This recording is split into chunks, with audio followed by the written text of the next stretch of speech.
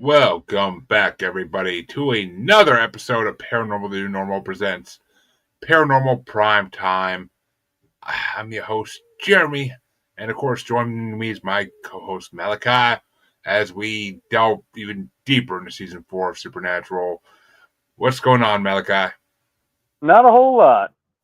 What is the halfway point? We're at least how many seasons did you say there were? 16? I think 15 or 16, so Season 8 is We're a like the quarter of halfway the point. way done, huh? Yeah, it only gets longer.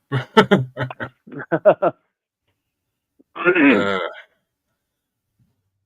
Well, folks, we have two fun Monster of the Week episodes for you this week. And Malachi gets to start off with his episode, The Lucky Bastard, who got this one. Yeah, this one was pretty good. Okay, Oh, so we got season 4, episode 11, Family Remains. What's up, Pup? Okay, so we're starting off. Sam's waking up in the back of the car while Dean's just looking for cases. Sam tries to tell Dean that he needs to take a break, but Dean just wants to get it out there and find a case. So they find one with this guy, Bill Gibson, who was found murdered in his room when the entire house was locked from the inside. There was no forced entry, which I don't. One dude, do you think that even sounds like a case for them to I go mean, for? the call is coming from inside the house, so it sounds like something they would look into because there was no foul play suspected. Yeah, I guess so. Sam goes in and tells Dean he's exhausted. They should take a break, but they end up going off to this one. So they're going to Stratton, Nebraska, and they're investigating the house. The EMP's going off like crazy, but they're under power lines. As they're walking out, they're going to go investigate. They see this family moving truck coming in. So they automatically act like they're county code enforcers and tell them that the house has asbestos in the walls and a gas leak, and there's a motel a couple streets down. You should go stay there. These guys are pissed. They just drove cross country to move into this farmhouse, and they're like, well, what happens if we don't? And Dean tells them either hefty fine or jail time. Pick your poison. There's another thing they said in this one, which was a good shit. Hopefully that comes back to me. I meant to write that down. Or I think it's in your episode, actually. So Sam and Dean, they go to visit the guy's cleaning lady, the old housekeeper. She's the one that found the body. They're asking her questions. They find out that he had a wife, but she had died in childbirth, and his daughter Rebecca, hung herself in the attic, and both of them were cremated. So they're thinking maybe there's some remains of one of them that he pissed off in the house somewhere. So that we get back to the family, the brother-in-law is in construction. He's like, there's no asbestos in there. I don't smell a gas leak. I don't know who the hell these guys were, but let's start moving in, which I think you'd look a little more into that too, right? Two dudes pretending to be code enforcers. It's a little sketch. So I mean, we can find out there's something going on between the wife and the husband. They're talking about new starts and all this stuff. What's going on? So they're all unpacking, and the boy says that there's a girl that's in his walls, and then the older daughter's laying in bed, and she feels the dog licking her fingers hanging off the side of the bed. Classic. And then all of a sudden the dog comes in through her front door, and she starts freaking screaming, and we hear something go through like the wall, like into the wall, and she screams. Sam and Dean actually rush into the house while the parents are there, and they're trying to tell the family they got to leave because there's a ghost that's gonna kill them all. And I mean, that's just a jungle fuck because nobody really knows what's going on. They finally convince these people to leave, and they're going outside, and everybody's car tires are slashed. So all the weapons are stolen too. Sam and Dean have no weapons. The car tires are slashed. Everything's gone. So they decide to go back into the house, and Dean and Sam convince them to make a salt circle, and they're just going to hang out inside of this salt circle. And man, not a lot of notes on this one. So the girl ghost appears, and they're all huddling in this salt circle, and all of a sudden the girl steps over the fucking circle, and now Sam and Dean are like, "Uh-oh, humans, right?" So Well, the family. Sam wasn't in the circle. He went outside to look for it. He went up to the attic to do some research. So Yeah. He finds the diary, right? It's just Dean sitting there watching like the feet of the ghost and like expecting it to stop on the salt. Which I think they would. I mean, they would think it was more human from like all the appearances they've seen of this ghost. That's not like disapparating. It's like walking through doors and shit. And it's but and all the guns are missing. The tires are slashed, and like no ghost does that shit. Yeah. So they rush outside, and they're heading to the shed, and they find out that the youngest boy Danny is missing. They tell Susan and Kate to go hide in the shed, and then Ted and Dean, they go check inside the house, and Brian and Sam, the dad of the kids, and Sam, they check the grounds outside. So Dean figures out where a hidden door is. They bust through that, and it's in this wall space. And I mean, this is like Children Under the Stairs, The Boy 2 at this point. Like, it's just people living in walls. And they find a whole bunch of like half-eaten rats and all sorts of crazy stuff. And the girl sneaks up behind him and kills the brother-in-law Ted. So which he was kind of a dick, so I wasn't too sad about that. Yeah, but wouldn't you be? Sam and Dean show up bossing you around, already hit him when like not to get in the circle. So Dean ends up taking Ted's lifeless body back to the shed out there, and Sam had already read this entire diary of Rebecca, which I thought was kind of crazy. It's a pretty thick book to read in the dark that quick. And the diary reveals that Rebecca Gibson was raped by her own father and became pregnant and then hung herself.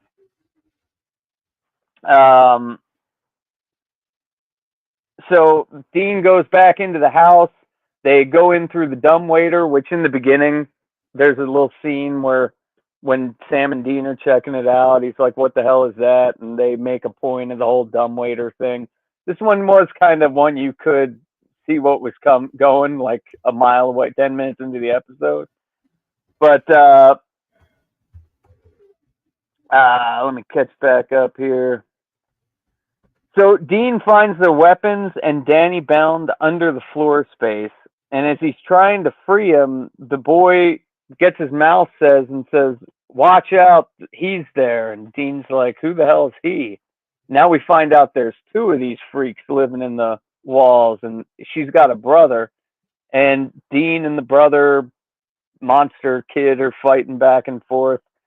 Meanwhile, the girl is breaking into the shed and attacking Susan and Kate.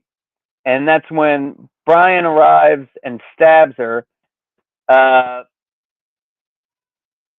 And that's how they break down the end of this episode. No, so, there's a scene at the end of this. There's another scene at the end of this episode. Yeah, I get to that. They blasted through this whole fucking. episode really quick.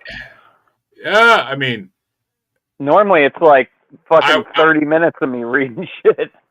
I want to say I almost want to say you skipped over stuff, but you really didn't, because all you really skipped over was like conversation and like filler scenes. Yeah, I guess so. I guess there was a lot of filler. I think the filler did add to the suspense of it, though. Like with the boy drawn on the wall, and there was like crown, and he's like, "I didn't do that, Dad. The girl did it." And with like the whole scene of like the girl of like something playing catch with the boy in his room. Mm-hmm. Yeah, like no, there was a lot of. I guess that would be hard to explain. But okay, so the boy and the fucking girl living in the walls are killed. They're done. Dean got one. The dad got the other one. They're leaving in the morning. Everybody's okay. They got all the cars running. And we find out that the family living there is going to give them a head start.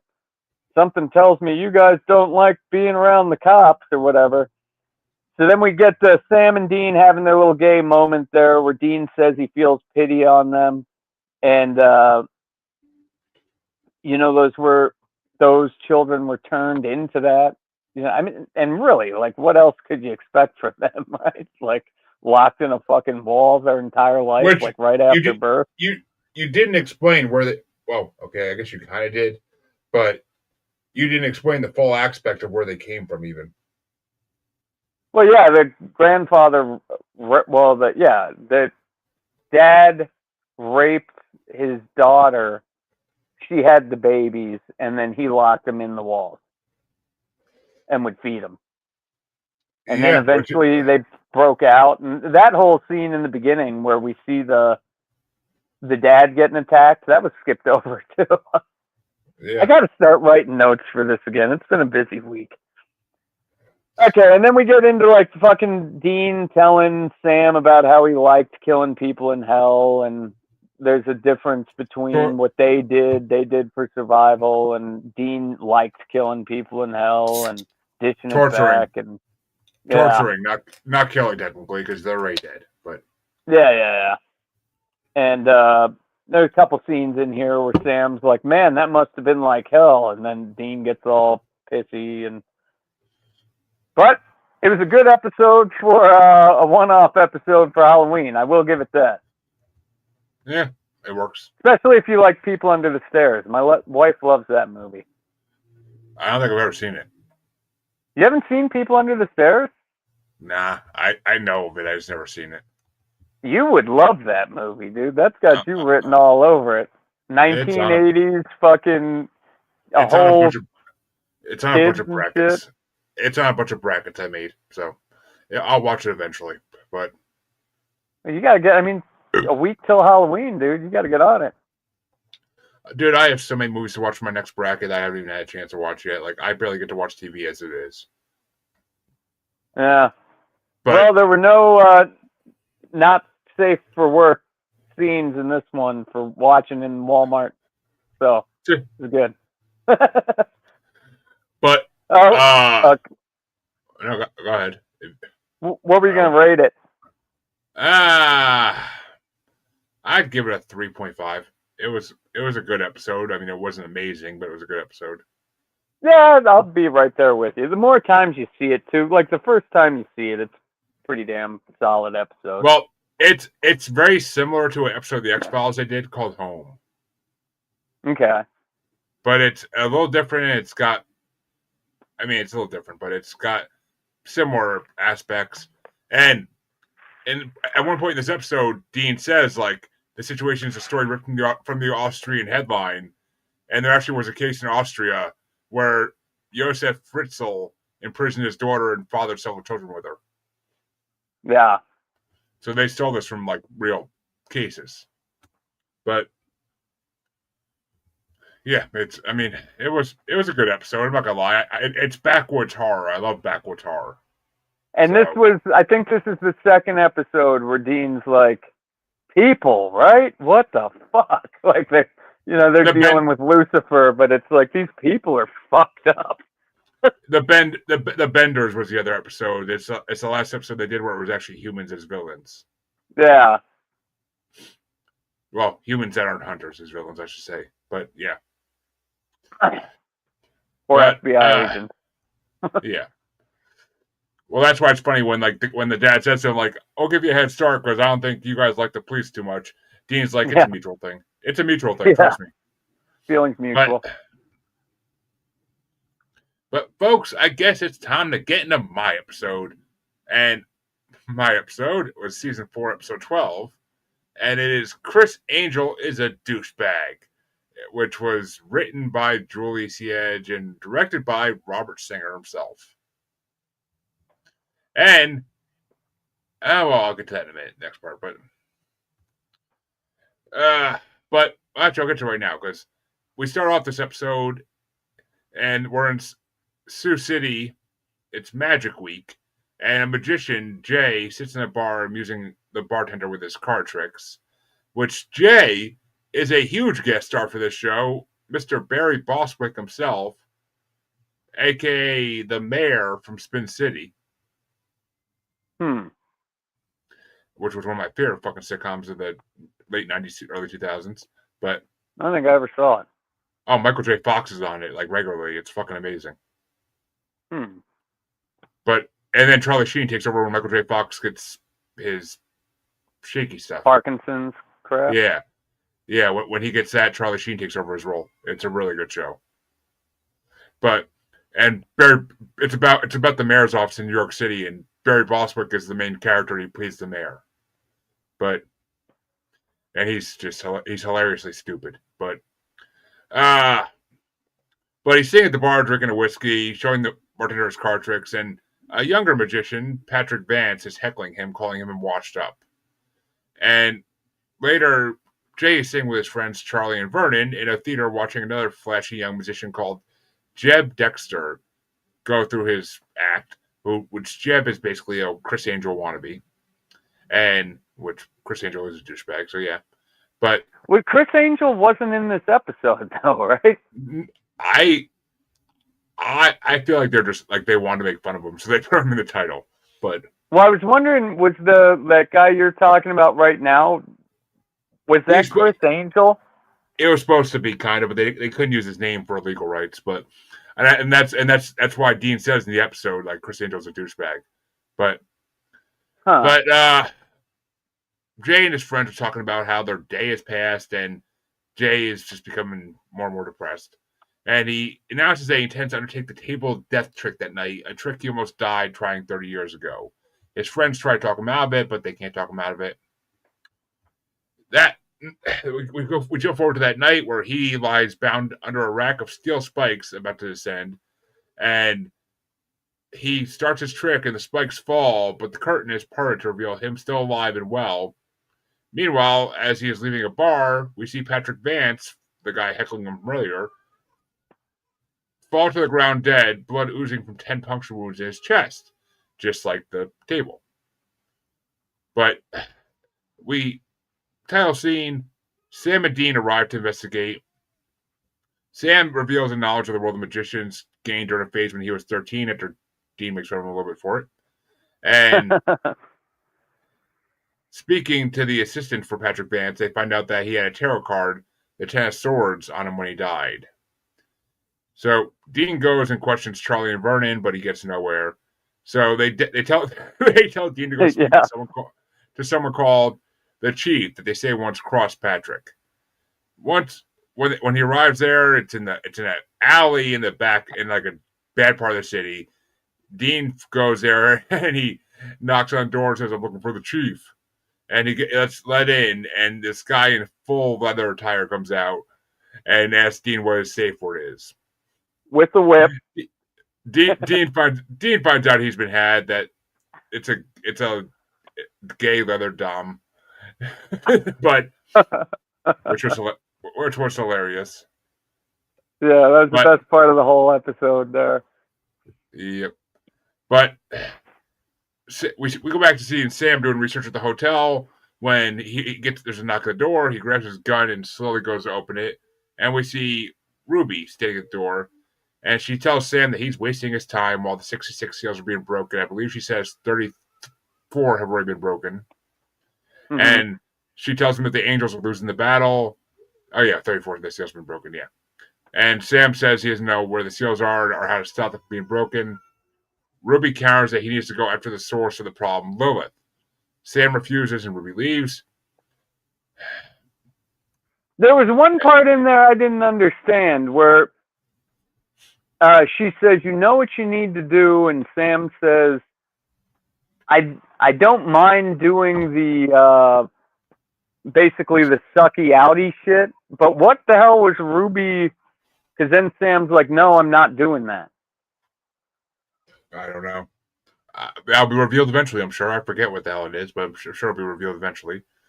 Okay. But Sam and Dean go back to the hotel or casino, where the hell they are, and Dean threatens the old men that he'll withhold their rights to charge them.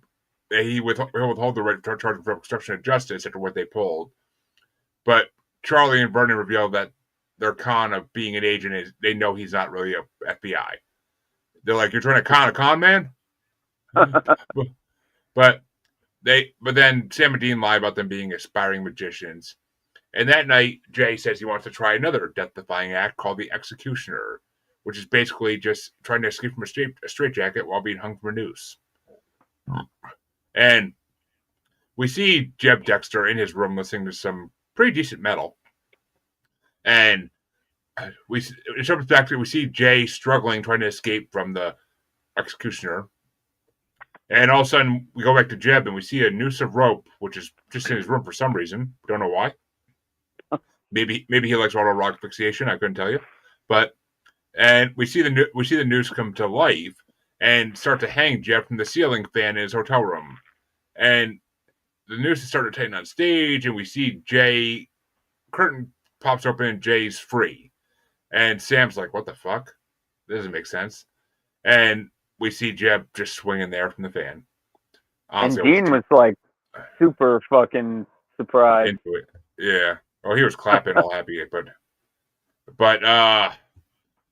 and Sam and Dean talk about it afterwards, and they're like, Jay has to be using some kind of black magic to regain his old glory. Sam asks Dean if he thinks they will grow old, but Dean says that their life ends bloody or sad. And Sam says, like, you wouldn't want to do something if they could end the demon war. And Dean's suspicious that Sam isn't telling him everything, but Sam denies it. But back at the theater, we find out that Jeb is dead, and he also had a tarot card, the Hanged Man, on him. They confront Jay, but Jay has no idea what's going on. And after they tie him to a chair and confront him with guns, he escapes while they are occupied. And as soon as they go down the lobby of the hotel trying to find him, cops come running in. Jay's like, "Those are the crazy guys that tied me up," and they get arrested.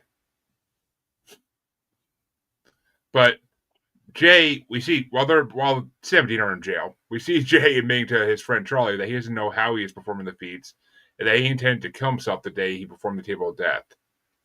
And he's wondering if he should stop, but Charlie keeps telling him, like, "Nah, you gotta keep going," saying how happy he is to see Jay on top again. That night, Jay does the table of death again with a full house, but he succeeds. But backstage, we see Charlie is dead, punctured through the chest, just like Vance in the beginning of the episode. So Jay has the boys released from jail, and he asks for their help because his best friend's dead. He's terrified. He doesn't know what's going on. So they go to Vernon, his other friend's room, to search for clues because they figure it's got to be him since he's the only one left that wants to see Jay succeed. And they find a poster of a guy who looks very familiar, and it's a young Charlie as a magician called the Great Desertini. But and this stage, is after Jay bailed Sam and Dean out. Yeah, I said that. Oh. We don't know that yet. But he didn't bail them out. He just didn't press. He signed up for charges. Yeah, he dropped charges. But we see Jay on stage confronting Vernon, who says he doesn't know what's happening. But then a young man arrives. It's Charlie, and he's young again. Charlie reveals that he once worked with P.T. Barnum, who gave him a powerful grimoire that contained a spell for immortality and the enchanted pack of tarot cards. He offers eternal life to Vernon and Jay, although it means Sam and Dean will have to die, because at this point, he has Sam magically locked into the table of death that he has Dean hanging from the ceiling by the noose. But Jay pickpockets Charlie's deck of cards, leaving one, the magician, with Charlie, and then he stabs himself, killing Charlie in the process. After this, we see in the final episode, we see Sam in the final scene. We see Sam and Dean meet Jay at the bar. He's all depressed. His best friend is dead, and Vernon left because he didn't want any part of it. And because he's mad that Jay didn't want to take the deal to be young again. Dean tells him he did the right thing, but Jay finds no comfort in it, and he leaves. Dean suggests to Sam that they have a beer, but Sam says he wants to go for a walk. And in the final part of the episode, we see Ruby sitting there in the car. Sam gets in with her, and he says he's in. Ruby asks him why he changed his mind, and Sam says that he doesn't want to be hunting monsters when he's an old man. And honestly, it was kind of a strange ending for the episode that Jay just walked out of the bar and I don't think he ever comes back as a character. So, well, and wouldn't he? Since he did the final kill, I guess he didn't turn young though, right? So he wouldn't be eternal. Yeah, he didn't do the immortal thing, but in the episode, Dean says, "I hope I die before I get old," which is a line from the Who song "My Generation." But it's a whole Circle Jerk song. Basically. Well, it's an old The Who song first, but yeah. Nah. The Who? Exactly. And it's actually funny because when Charlie and Vernon send him to find the chief, they tell him to go to Bleecker Street, and I caught this immediately because Bleecker Street is the street that Doctor Strange lives on in Marvel Comics. In New York City. I don't watch any of the Marvel. I read the comics, motherfucker. I knew from the comics. I didn't read the comics because they were fucking more expensive than DC. Yeah. They're fucking marking their shit up. Fuck Marvel. But we're not getting into that. But apparently better characters anyway. But apparently, the title of the episode is a reference to the Kevin and Bean morning show from an LA radio station, KROQ. And they frequently joked about Criss Angel during the time the episode was released. The producer, Sarah Gamble, was living there at the time, and she got the title from listening to that show. Huh, that's weird. I guess I listened to a different station. I never heard of those people. I've heard the names. I mean, they're pretty famous, but... we have 2 great episodes next week for the day before Halloween. What? Day before Halloween? Oh, yeah. Thursday. Cool. I gotta fucking mow my lawn on Halloween. I don't know what I'm doing, dude. Everything's getting busy. I ain't mowing my fucking lawn. I'm letting the frost kill it in a week. I still got a customer on Fridays. But, folks, that's it. What? I got back from doing it like 10 minutes before I realized, oh, shit, I pushed the podcast off tonight. So I made it like just in time and remembered. Well, folks, that's going to do it for tonight. It's a short one, I know, but these were too good. What do you rate this episode? Oh, we didn't rate them. We didn't rate this one, yeah. What's your rate? I did 3.5 on this one too. I've seen this one a lot. I have too, but I'll give it a 3.8 just because it's Barry Bostwick and I fucking love him. He's a good actor. But folks, short episode this week, but it was 2 Monster of the Week episodes that were they're more episodes you have to watch them rather than freaking we can't really talk about them too much because there's not storyline to talk about. It's just you gotta watch them. But they were 6, 7. Yeah. But we'll be back next week with 2 more Monster of the Week episodes, basically. And then I think after that, we'll be getting back into the storyline again. But 2 more Monster of the Week episodes next week. So come on back and enjoy it on All Hallows Eve or Devil's Night or whatever you want to call it. But Hell Night. Until then, have a good one, everybody. Take it easy.